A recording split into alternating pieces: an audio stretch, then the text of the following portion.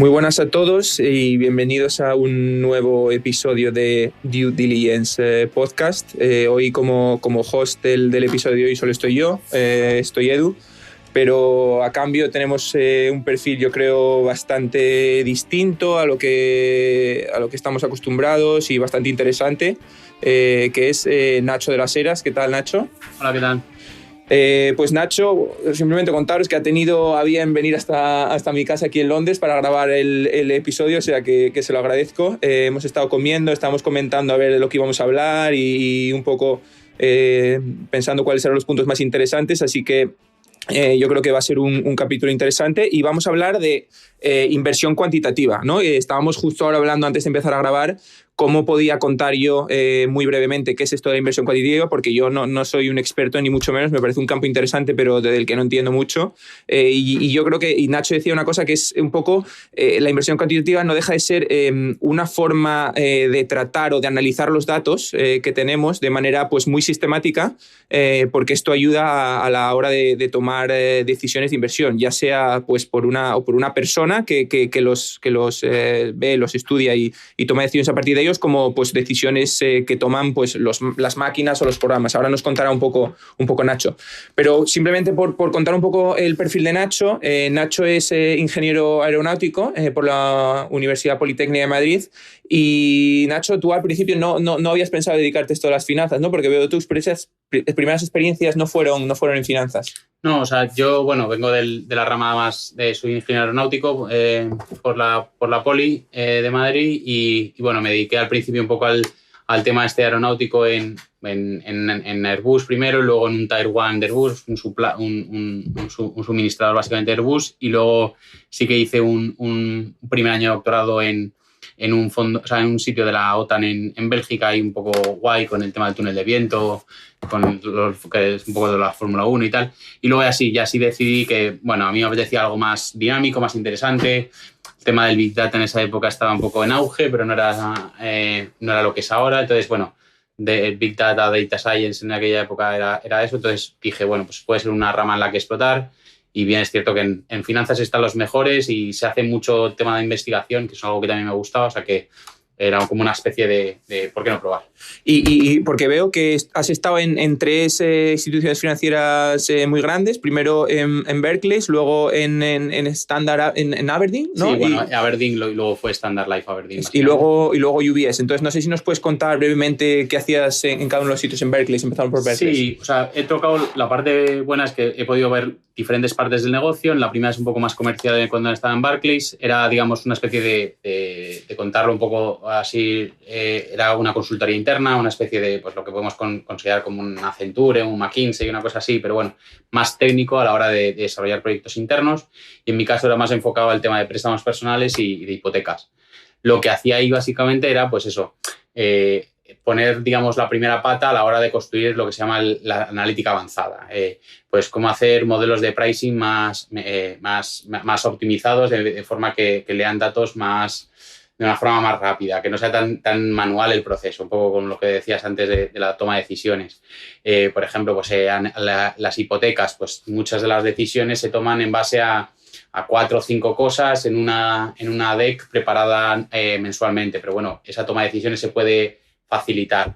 Entonces, todo ese tipo de modelos, haciendo cosas también, por ejemplo, de chatbots, que ahora son bastante comunes a la hora de, escribimos hoy tengo una duda, pues no nos atiende ya una persona, sino pues ese tipo de infraestructura, y también algo, pues, sobre todo de tema de riesgos, de análisis de riesgo, porque al final todo esto se resume en, oye, mira, te puedo dar un préstamo, te puedo dar una hipoteca, ¿cómo te doy el rango crediticio adecuado o cuál es mi apetito de riesgo del banco? Que también es importante. Lo estábamos comentando antes con un par de amigos que estaban comiendo aquí con nosotros en casa, que esto es un poco lo que venden, un poco que hacen ahora las fintech, ¿no? Y estas compañías que dicen, oye, tenemos mucha tecnología y muchos datos a la hora de seleccionar bien quiénes queremos que sean nuestros deudores, qué exposición queremos tener, etcétera, ¿no? O sea, que es un poco el precursor. Es eso, y además Jaime creo que en un podcast previo lo menciona, como el riesgo de las fintech, ¿no? De que, de hecho ahora hay fintechs que están comprando directamente bancos, ¿no? A mí es el problema, bueno, que los bancos sí que pueden estar un poco dinosaurios del pasado y a veces, pero bueno, la cantidad de datos que tienen, sobre todo a nivel de servicios diferentes, ¿no? No podemos pensar un banco como, o sea, una función financiera como decir, oye, mira, solo dedico préstamos. Claro, una función como Barclays, oye, mira, tienes cuentas corrientes, tenemos préstamos, tenemos hipotecas, tenemos tarjetas, tenemos una serie, digamos, y todo el histórico de perfiles de gente que ha hecho cosas similares, ¿no? O sea, tengo el Edu del pasado ha hecho algo bien en el pasado, pero que puedo perfilar ciertos perfiles de una forma más así. Entonces, bueno, es un debate interesante, pero ahí yo creo que también es cierto que eso, las dinámicas están cambiando, porque ahora eso, no sé cómo se llama la fintech tal cual, pero sí acaba de comprar un banco, entonces puede ser que ese sea el destino de... Exacto. Y luego estuviste, ¿fue UBS o Aberdeen? Bueno, me apetecía hacer, después de un par de añitos, me apetecía hacer algo más de investment en Standard Life Aberdeen, vale. O sea, primero Aberdeen y luego con la fusión en Standard Life Aberdeen. Y ahí me contaste un poco qué hacías, cuéntanos. Y ahí son dos cosas básicamente, o sea, ayuda para fondos más discrecionales, lo que podemos pensar, pues lo más típico en España, ¿no? Y luego los fondos más quant, ¿no? En los fondos discrecionales, y ya aquí empezamos un poco a explicar lo que es ya todo esto, es más ayudar a la toma de decisiones. Mucha gente lo que se piensa del data science y del big data es, oye, vamos a quitar a la gente y todo se va a ir a... No, mira, un buen ejemplo es este. Es decir, o sea, tú tienes un portfolio manager que tiene unas ideas, tienes unos analistas que generan unas ideas. Entonces, hay muchas ideas que son difícilmente escalables a no ser que las haga una máquina. O sea, podemos poner un ejemplo muy claro que es las earnings calls, ¿no? O sea, pues son estas cosas cuatrimestrales que pasan sobre todo en Estados Unidos y en otros sitios también. Y que, oye, pues tenemos que analizar el sentimiento, que es lo normal, pues que un analista pues que nos vaya y nos lea y nos identifique cuál es el sentimiento, los drivers, etc.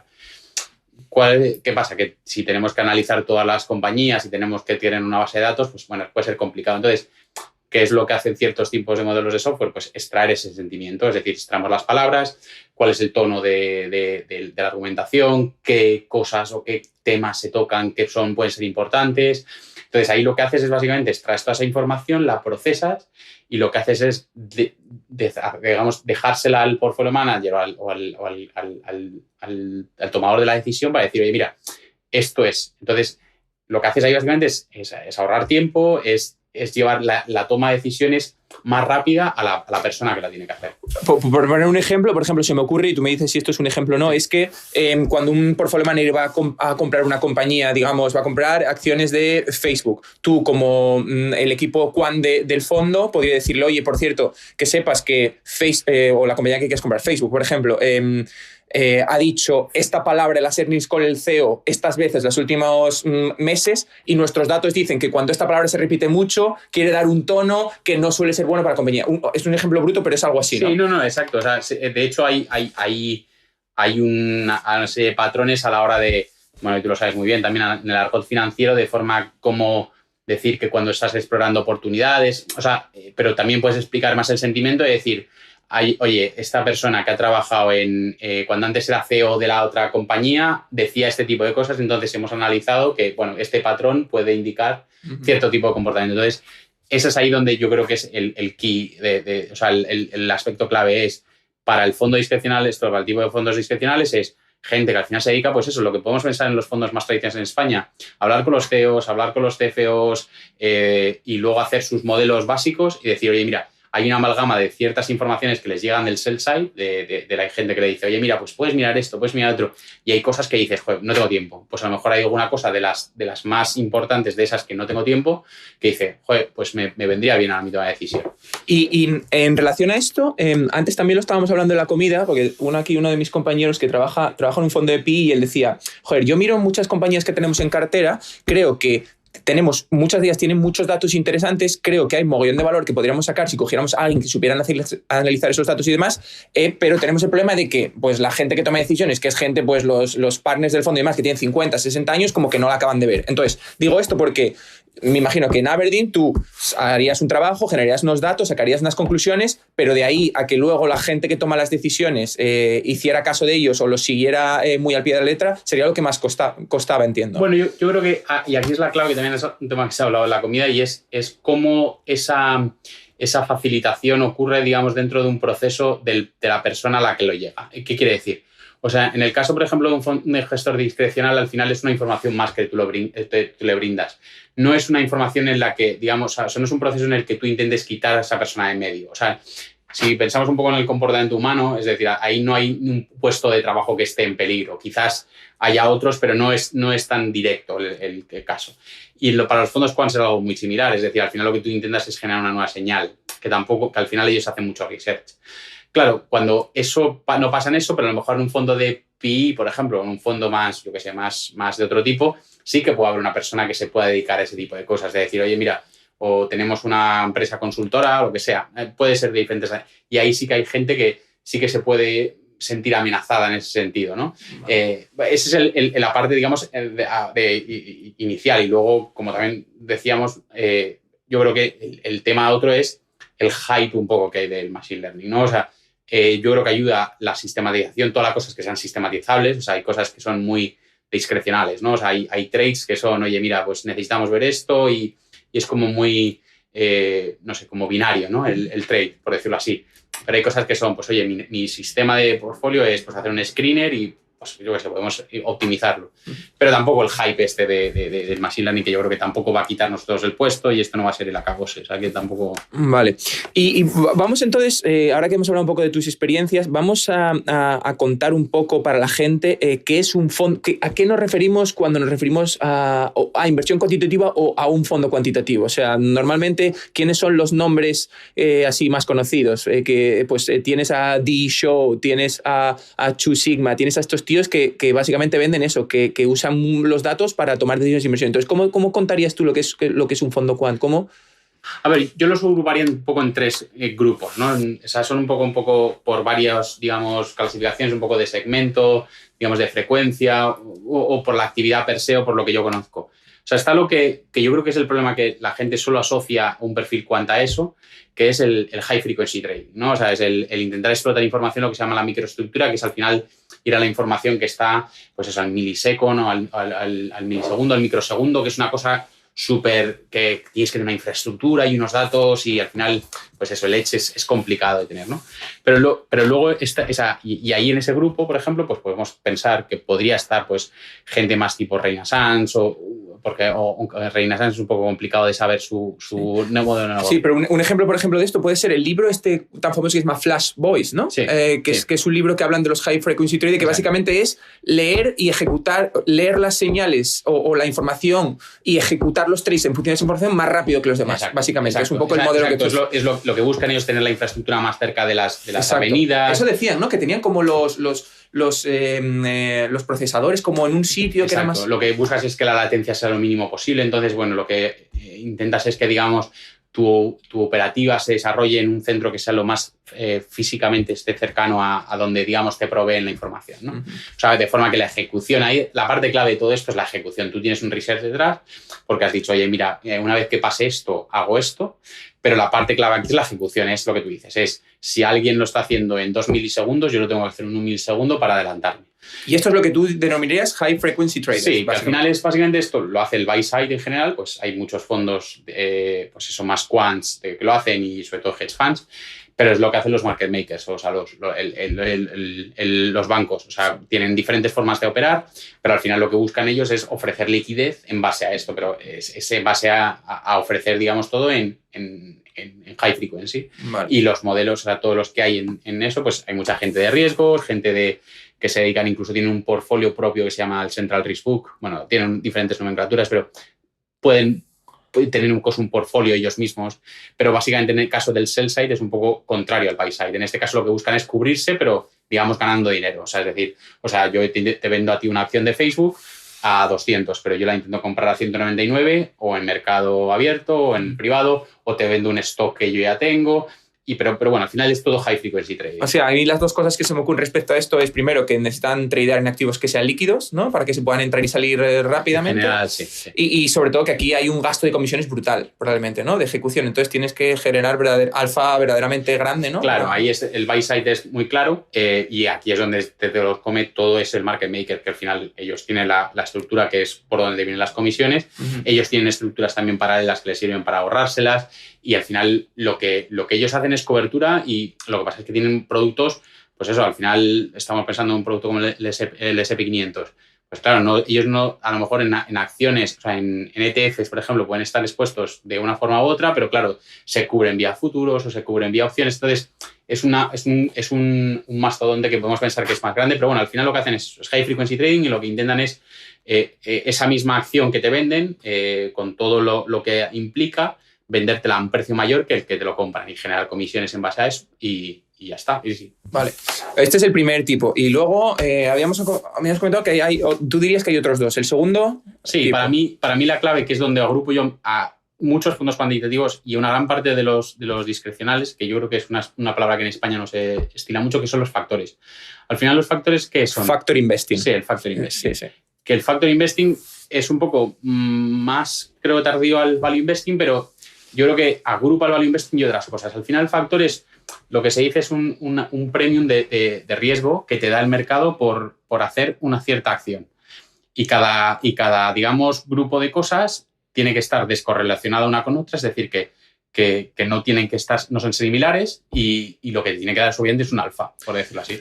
Vamos a poner un ejemplo muy claro. Por ejemplo, puede ser el modelo Fama Friends, que todo el mundo, o que se habla mucho en la academia, que básicamente es una evolución del típico KPM. Básicamente el KPM tiene un solo factor, que es el factor mercado, y luego un tipo de interés libre de riesgo. Y luego Fama Friends fueron unos economistas que dijeron, oye, vamos a ver si hay otros factores en el mercado, otras características de las compañías o de los stocks que estamos analizando que expliquen su retorno que no mejor que solo el mercado, ¿no? Y ellos desarrollan el valor y el tamaño, básicamente. O bueno, el factor value, es decir, cómo de barato o cómo de caro estás por múltiplos, y luego también el tamaño. Y básicamente ellos dijeron, oye, nosotros vemos que el factor value, es decir, comprar compañías, ponerse largo de compañías que están baratas por múltiplos, puedes elegir múltiplo que quieras, ellos usan price to book, me parece, y largo de compañías que están caras, y corto de compañías que están caras, genera un retorno a largo plazo superior, simplemente porque estás expuesto a ese factor value, o lo mismo con el tamaño de las compañías, es un poco. Exacto, o sea, es por ejemplo en un mercado, o sea, si compramos una mandarina y queremos hacer cómo va a evolucionar o cómo es el mejor mercado de las mandarinas,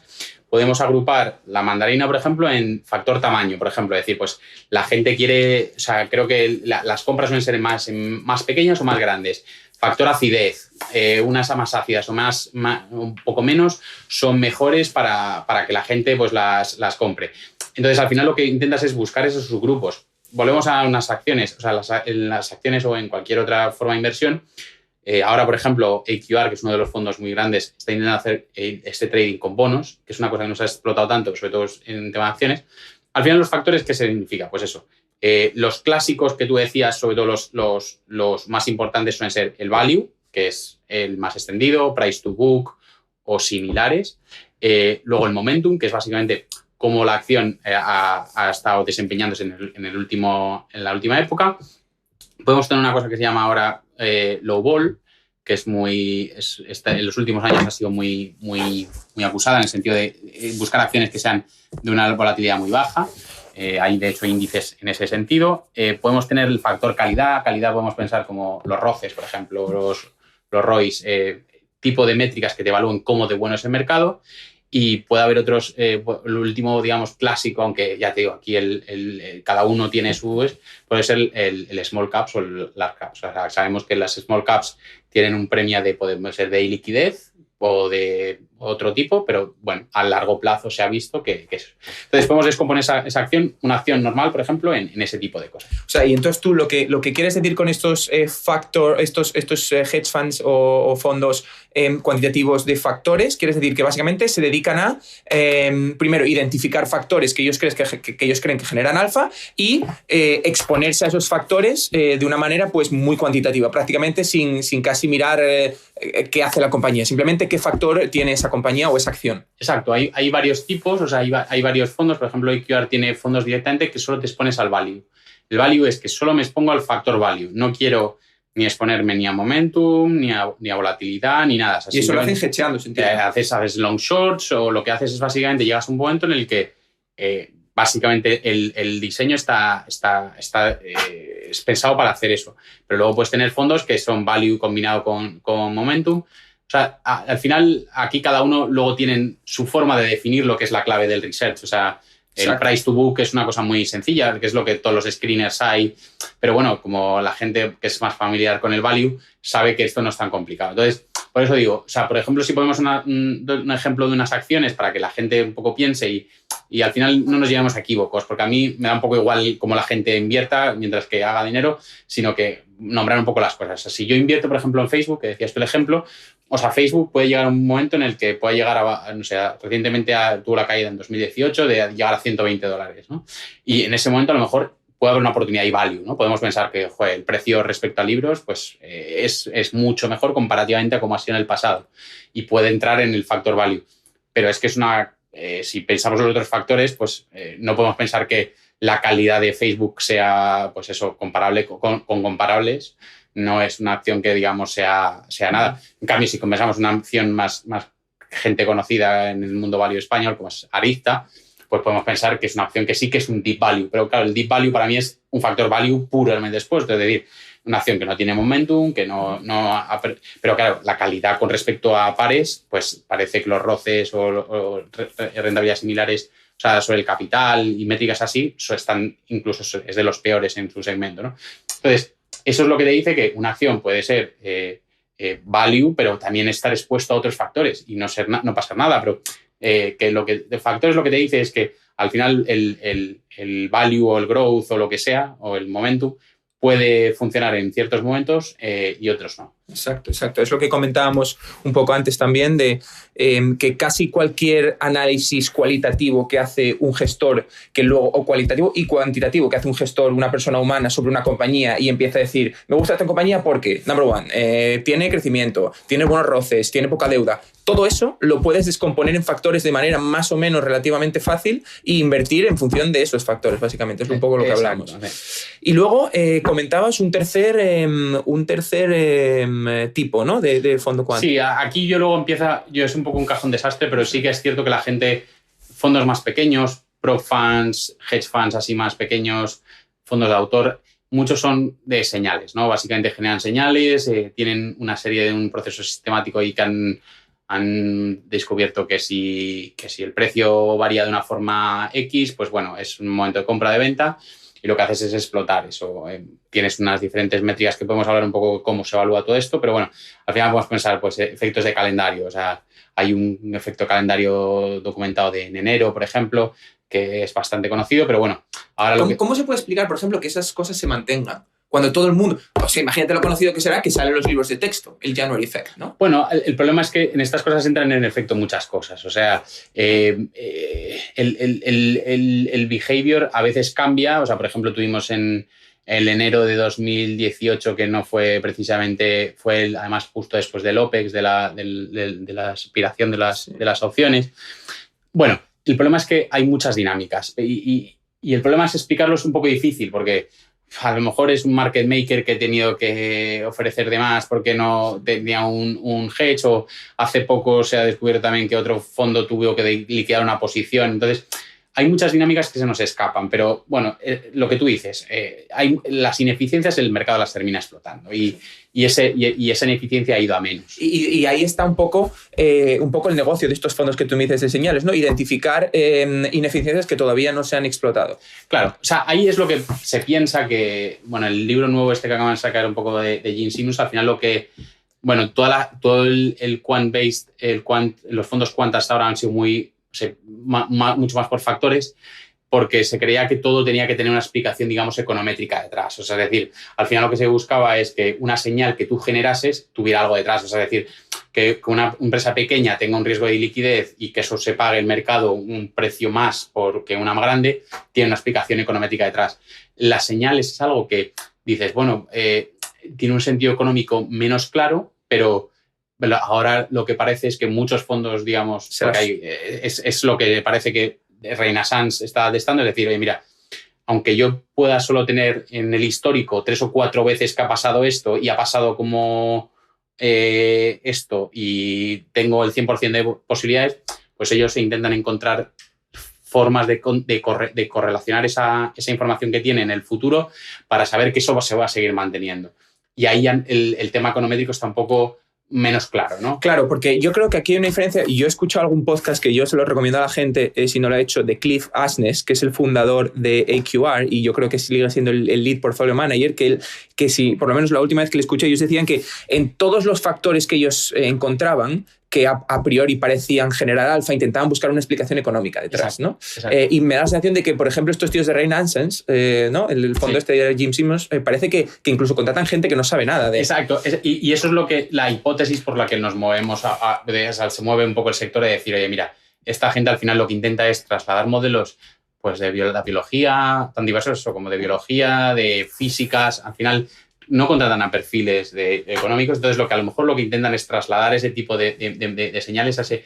Entonces no hay una traslación, por decirlo así, lineal u obvia de oye, mira, esto ocurre por esto, y es lo que se piensa que muchos de estos fondos están explotando. O sea, hay prop trades, hay prop funds y hedge funds que utilizan este tipo de señales. Y también es cierto que también depende un poco de la escala, que es una de las claves de todo esto, ¿no? Porque tú puedes hacer cosas más o menos fáciles, pero en función de la escala. O sea...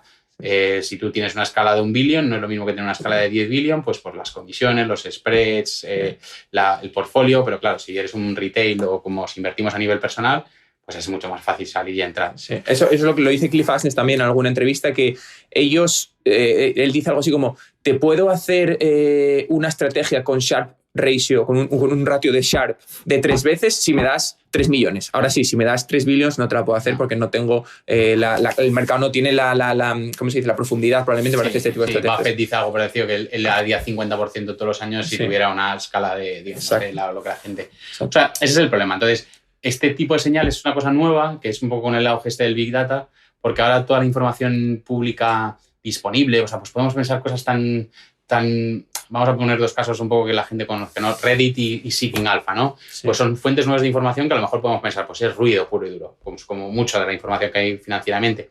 Pero lo que intentas es moverte, digamos, fuera del ecosistema que yo llamo Bloomberg, ¿no?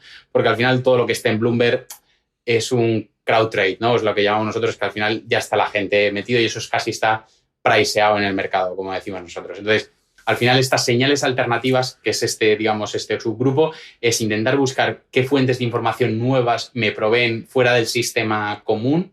Y hay muchas empresas que están desarrollando, sobre todo aquí en Londres, de decir, oye, mira, te doy las transacciones de crédito agregadas de una serie de bancos y te puedes hacer una idea de, por ejemplo, cómo está la economía y yo puedo invertir en los yields, en los bonos británicos en función de esto, pues porque pienso, entonces mucha gente está vendiendo sus datos, etc. Cuenta, no sé si puedes contar, os quieres contar una anécdota que me contaste a mí, no hace falta que digas el nombre de la empresa ni nada, pero cómo usabas datos, cómo intentabais usar datos de Glassdoor. Sí. De este portal de empleo, no sé si en Londres es bastante conocido, no sé si en España se conoce tanto, es como ¿cómo dirías? Que es como un Job and Talent. No, Glassdoor es lo de que hacen reviews también de las empresas. Sí, es una app donde básicamente tú puedes poner tu opinión como empleado de cómo es trabajar en esa empresa, cómo son los salarios, cómo es el ambiente, y hay como bastante información de cada empresa de eso, de empleados reales que dan su opinión sobre bueno, pues el ambiente y todo este tipo de cosas. ¿Cómo lo intentas utilizar esto? Sí, o sea, tiene varias fuentes de negocio. O sea, tiene esta de las reviews, que es básicamente lo que tú dices. El empleado da una información sobre es el empleador que es actual o antiguo. Luego tienen la parte, digamos, más de búsqueda de empleo tradicional, tipo LinkedIn, que tiene. Y luego tienen otra serie de un poco menos interesantes a nivel de información de la compañía, etcétera. Pero es muy útil y sobre todo es lo que tú dices, que está muy enfocado en el tema anglosajón y yo diría más, enfocados no solo a Estados Unidos, sino que sobre todo al tema tech. O sea, es decir, si buscas una empresa tipo más maquinaria, un Caterpillar, una cosa así, tú tienes que el perfil de empleado no es el que va a ir a Glassdoor a poner una información. Eso es lo primero. Y lo segundo es eso, que siendo Google o siendo Facebook, en Google, en Facebook o en Apple tienes información, pero también es cierto, tienes que tener en cuenta cuáles son los incentivos para poner cierta gente. Sí, y esto es como los Amazon Reviews, ¿no? Todos sabemos cómo cuando vamos a buscar algo que queremos comprar en Amazon hay gente que lo compra positiva, muy negativamente y puede ser pues porque... Es el primo de no sé quién. Sí. O porque directamente no lo han tratado mal por ese motivo, porque se han cargado el producto y... Entonces los incentivos en este caso son incluso más perversos porque lo que intentas es, pues eso, si eres el CEO, pues a lo mejor puedes decir, oye, mira, quiero ponerme con mi compañía, o al revés, me han echado por una cosa grave y quiero ponerles como que no ha pasado nada. Pero incluso teniendo en cuenta estos problemas, ¿cómo crees, por ejemplo, cómo se intentaba utilizar datos de estos para tomar decisiones de inversión? Entonces, lo que se hace es básicamente tú tienes todas las compañías y lo que haces es, pues en este caso, es como un poco lo mismo que pasa cuando la gente hace la SEC. Hay datos que son más cuantitativos, o sea, por ejemplo, puedes tener información acerca de cómo es la cultura del salario, o sea, la cultura, perdón, el salario, los beneficios que tienes, etcétera. Y luego, sobre todo, lo que la gente lo utiliza es pues, para, sobre todo, el tema del senior management y el CEO. Entonces, esas métricas es básicamente, creo que es de 1 a 5, o dependiendo un poco de la métrica, o de 0 o 0 menos 1, o sea, apruebas o no apruebas. Esas son la parte cuantitativa, y luego tienes una formación, digamos, más de pros, cons y advice to management, que es básicamente el free text, que es pones ahí lo que piensas, ¿no? Ahí te explayas. Entonces, esa información más cuantitativa es mucho más fácil de procesar. Obviamente, todos conocemos pues 4 sobre 5 es mejor que de 2,5. Pero luego la parte de texto es un poco más ambigua, ¿no? Pues podemos poner una cosa muy básica para que la gente entienda. En un proceso de texto, pues, claro, puede decir, oye, mira, vamos a analizar las veces que se dice good, por ejemplo, ¿no? Pensando un poco, claro, pero decimos, pues ha contado 5 veces, pero claro, empezamos a analizar y la complejidad de los textos es que a veces tú estás diciendo is not good, entonces tienes que considerar el not del principio y el good. El good se puede utilizar de una forma que lo que estás pasando es siendo un poco irónico y estás haciendo como una especie como un Elon Musk en una earnings call, ¿no? Sí. O sea, entonces ese proceso es, digamos, un poco más laborioso. A lo que voy es que ese análisis de texto es mucho más complicado para estar el tono es positivo, negativo, sobre qué habla. Y entonces, a lo que voy, lo que buscas en ese tipo de cosas son señales muy extremas, ¿no? O sea, es decir, cuál es el deadline, o sea, el baseline que tengo de ciertos factores y si ha cambiado mucho o hay temas que se mencionan. O sea, por ejemplo, pues si cambia el cómo recomiendas la compañía de forma bastante importante en los últimos 3 meses, pues es una señal que tú puedes generar a alguien para decir, oye, mira, esto es ojo de ver. O si empieza en el texto a señalarse cosas como bullying, por ejemplo, o cosas, comportamiento que dices, a lo mejor a nivel a nivel corporativo las prácticas no son las mejores. Entonces, ese tipo de información es la que intentas de consolidar, y al final lo que estamos pensando es, volvemos un poco al tema del principio, es, joder, si alguien tuviera que leer, le digo a Edu, oye, mira, Edu, necesito que me mires las, no sé cuántas ahora, pero la última vez que lo vi, pues unas 100.000 reviews de Apple. Bueno, o sea, no, es una escala que no es fácil, pero lo que quiero hacer es decir, oye, mira, quiero ayudarte a la toma de decisiones. Sí, exacto. Y entonces, porque al final yo pienso esto, y yo como persona que me quiero dedicar a la inversión fundamental, yo digo, al final, ¿dónde queda la ventaja del ser humano aquí? En el sentido de, si incluso una máquina puede analizar el sentimiento porque al final dice, no, es que el ser humano por lo menos puede hablar con el management, que les cuenten, etcétera. Pero incluso una máquina puede llegar a analizar esas cosas. ¿Cuál tú crees que va a ser la ventaja del inversor humano, por así decirlo? Yo creo que hay muchas. O sea, yo creo que hay cosas que cambian como que cambian, por ejemplo, pues los casos de uso que se pueden. O sea, por ejemplo, un poco el ejemplo que está poniendo ahora.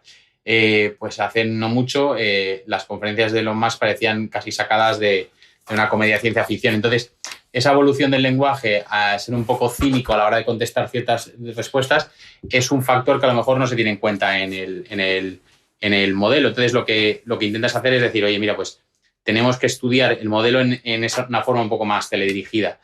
Hay señales que están por descubrir, o sea, que no se piensan, un poco la idea research, ¿no? O sea, hay cosas que, pues eso, el Reddit es algo que es nuevo, y ahora, por ejemplo, el Wall Street Bets, que es un subforo un poco famoso ahora con el tema de, pues es algo que antes no se tenía en cuenta, pero ahora parece que mencionan ahí una compañía 20 veces. Eso es algo que una máquina per se, o estamos a mucho tiempo vistas de que pase eso. Entonces, esa direccionalidad o ese pozo, digamos, de inteligencia en la toma de decisiones, creo que no será, ¿no? Hay un poco un debate un poco filosófico acerca de esto, ¿no? Ahora, por ejemplo, en Facebook acaban de sacar, ya no es la explotación de los datos, sino que han sacado cómo digerir las derivadas de las ecuaciones en base a forma simbólica. Esto famoso cuando íbamos a la ESO, ¿no? Y teníamos la f de x igual. Sí. Entonces, este caso, pues lo que han hecho es un modelo de training, pero en base al símbolo, ¿no? No es... Bueno, a lo que voy es que yo creo que siempre detrás de todo esto, o mejor dicho, no contemplo yo al menos, por lo que leo más que por lo que creo saber, que ese tono de inteligencia, racionalidad y de sobre todo direccionalidad a la hora de, pues tenemos que ver esto, o yo creo que hay que explorar, esa direccionalidad la toma un humano, ¿no? Y luego la máquina o el programa o el software es la que se encarga de decir, oye, mira, pues vamos, ¿tiene sentido o no tiene sentido? Entonces, al final, un poco hilando con los siguiente tema, es cómo se testea todo esto, porque al final no es una idea feliz. O sea, y ese es el problema. Es verdad. Por ejemplo, eso, vamos a poner un ejemplo de, oye, eres Two Sigma, que es un fondo quant, y hay gente haciendo research e intentando buscar señales o factores, bueno, en este caso señales, no más bien, para invertir. ¿Cómo se convence a un PM de que esa es una señal que hay que aplicar? ¿Cómo es el proceso? A ver, reduciéndolo muy mucho, porque aquí empieza a haber muchas variables y esto es un tema muy... todo lo que se reduce es al tema del backtesting. El backtesting básicamente es, oye, mira, yo tengo una lógica que yo quiero aplicar a mi toma de decisiones, o sea, decir, pues quiero comprar a menos de price to book value de 1 y que tenga un momentum positivo en los últimos 5 días, por poner una tontería. Entonces, lo que hago yo en el backtest es básicamente voy a mis datos y digo, oye, mira, cuando yo he comprado estas empresas en el pasado, me han generado en 20 días un SARPE de lo que sea o tengo un cierto porcentaje de aciertos versus errores. Hay diferentes métricas que lo que intentan es acotar cuál es, digamos, la posibilidad de que eso sea cierto. Y luego hay un segundo tema que es la clave de todo esto, que es un concepto que hablamos mucho los técnicos, pero que yo creo que es fundamental, es el tema del overfitting, que básicamente es intentar sobreoptimizar un proceso que no es necesario. O sea, si pensamos en un ejemplo el ejemplo más claro es tenemos 3 puntos en una función, ¿no? O sea, si pensamos en un modelo de un polinomio de grado 1, o sea, básicamente una línea, pues digo, ese modelo se puede ajustar más o menos bien.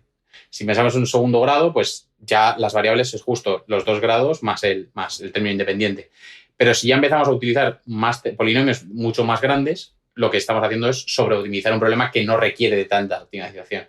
Que, un poco hilando con lo que estamos hablando ahora, ¿qué pasa? Que las señales, al final, si yo busco una señal y resulta que solo hay 4 veces que ha ocurrido eso en el pasado... Todos los factores a la vez... Pueden ser. O sea, sí. Lo que intentas hacer es decir, ¿cuál es la probabilidad de que esto pase?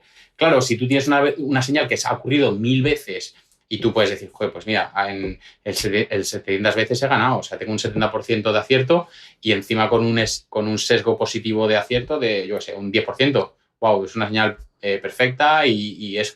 Pero claro, ahí es lo que llamamos nosotros la incertidumbre, ¿no? Es decir, cuanto menos veces tengas, es más claro que eso pueda ser un riesgo de que estés sobredimensionando algo que no tengas claro, ¿no? Porque al final, un poco lo que decimos nosotros es, si tienes una moneda, un ejemplo tan sencillo como una moneda, aunque la tires 20 veces, hay un evento que va a pasar, ¿no? O sea, es decir, y ese evento es uno entre 2 a la 20. Pero si llega ese momento, tienes que saber cómo modelar. Lo normal es que el 50% sea cara y el 50% cruz. Pero tienes que llegar a un momento en el que sepas cómo modelar esa incertidumbre. Porque el que te dé un número y que diga, oye, mi estrategia hace un SARPE de 2, bueno, vale, puede hacer un 2, pero por ejemplo, a lo mejor es que todas las inversiones, excepto una, pierden dinero, pero hay una que ha duplicado o ha triplicado. Claro. Y ya te sale, sí, exacto. Entonces, ahí están las métricas que lo que intentan es filtrar ese tipo de casos. Es decir, oye, mira, este tío ha tenido suerte con una estrategia y ha hecho un retorno en una small cap, ha multiplicado por 20 y el resto pues ha perdido un 5%. Sí. Yo eso no lo compraría como inversor. Y eso entonces, has comentado el tema del overfitting, de complicar las cosas más de lo necesario, por decirlo en una forma bruta. Y luego hay otro problema que es el data mining, ¿no? Básicamente... Es esto, básicamente. También, ¿no? Sí. Lo de buscar tantas que al final... Al final lo que buscas es tantas... lo que al final es preguntas tanto a la información que lo que te dice es que no hay patrones. O sea, lo que buscas es que los patrones sean estables en el tiempo, pero que sean, sobre todo, que haya ocurrencias de forma que eso te dé a pie a ello. Por eso, por lo que se intenta es decir que, por ejemplo, o pueden ser patrones que se han repetido en ciertas partes del tiempo y luego por lo que volvemos a lo mismo, que se ha explotado ese efecto, ¿no? Podemos pensar que el value investing o el momentum investing tenía mucho más, digamos, el retorno era mucho mejor cuando no se documentaba como ahora. Una cosa que aparece en un paper, un paper de los estudios en paper, claro, una señal se vuelve crowded, entonces al final desaparece. ¿Qué es lo que intentas? Vale, esa señal es sostenible en el tiempo, entonces lo que haces es intentar entrenar tu modelo o lo que sea en una parte del tiempo y luego en otra ves si eso se corresponde. Intentas un poco evitar digamos que los patrones se estén aplicando solo sobre una parte de los datos muy pequeña. Perfecto. Y ya terminado, porque llevamos ya como 40 minutos así, hablar un poco de formación, ¿no? Para dedicarse a esto, para la gente que esté interesada.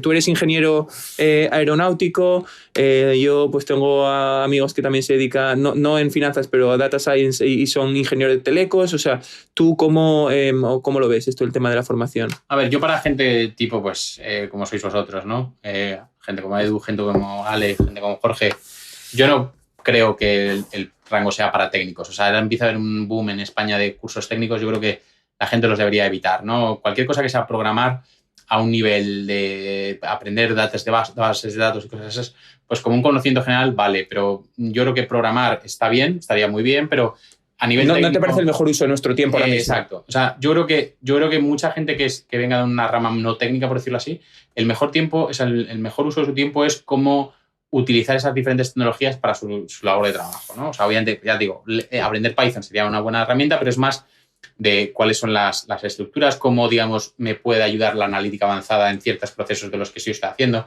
sea, podemos pensar algo tan sencillo como decir, oye, estoy haciendo en mi día a día algo muy iterativo o repetitivo, o mi toma de decisiones depende de un proceso que sea siempre lo mismo y que pueda optimizar. O sea, es decir, pues leer, digamos, de una API, por ejemplo, pues a cosas tan simples como eso, ¿no? O sea, por ejemplo, la Fed publica todos sus datos para gente macro, pues en la Fed, pues eso, digamos, ese display de tener que ir a la aplicación, a alguien que te haga esa traslación a un documento que sea, oye, mira, aquí tienes los 20 indicadores que te importan para tu análisis macro.